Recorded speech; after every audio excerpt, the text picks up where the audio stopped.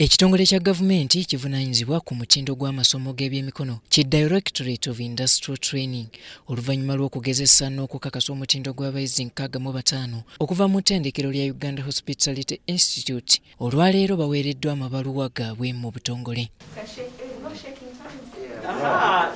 Abayizi bano bakuguse mu masomo okuli ebyenzirukanya ya woteeri, kiyite hotel management, endabirira y'amaka, kiyite house management, enfumba y'emmere nga kw'otadde n'enkwata y'abantu.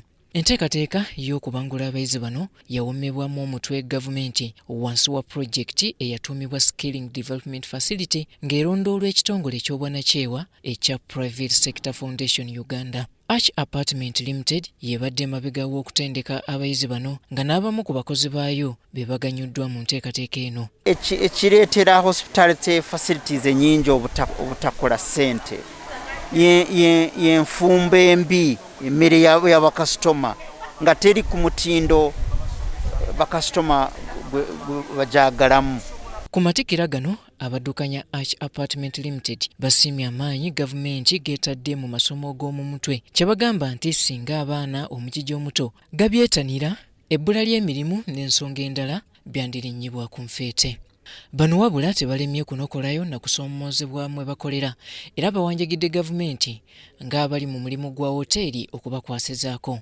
Taxes kituufu kiri nti taxes zisusse. Banayi gavumenti mutuyambe taxes zikendeeremuko mu hotel industry.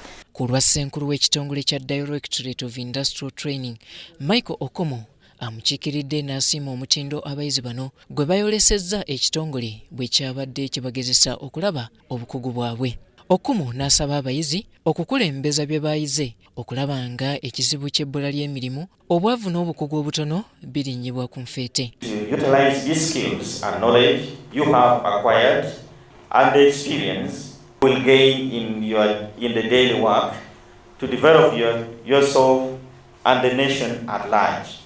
Ruth Biyinze Kamusoke akulira enteekateeka ya Skills Development Facility agamba bwekyanga gavumenti yeteeka ssente mu nteekateeka eno ng'ekolaganira wamu ne bbanka y'ensi yonna mu mwaka ogwa 2016 ebitongole ebisoba mu 1,000 okuva mu disitulikiti ezisoba mu 100 biganyuddwa mu nteekateeka eno so nga n'abantu abali eyo mu 800 nabo baganyuddwa. Ono agatako nti ebyobulambuzi by'eggwanga okwongera okuyitimuka, bannayuganda basaanidde okubyenyigiramu wakati mu kukulembeza obukugu bw'abakozi abakola mu bifo abalambuzi mwe batuukira. Tiddala amawoteeri mu Uganda agasinga obungi gabadde gabonaabona nnyo n'abakozi. Abasinga nga bagamba nti balina abakozi naye abakozi bonna bye bakola tebabimanyi, tebamanyi kwogera n'abantu, abamu basabbuka busabbukusi.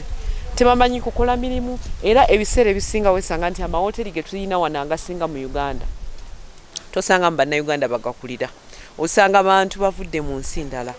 Abayizi abakuguse boogedde ku bye bayize ne bye basuubira okukola oluvannyuma lw'okukwasibwa amabaluwa gaabwe. Singa tuyiga okufumba, okukola keeki, okufumba emmere, okupresenting emmere nga bw'osobola okikola professionally. Kiddako era kino kye ngenda osigalamu kuba kye njagala. Baking is the thing I'm going to do kati kyengenda okukola. Tony Senabulya yakukungaanyiriza emboozi eno.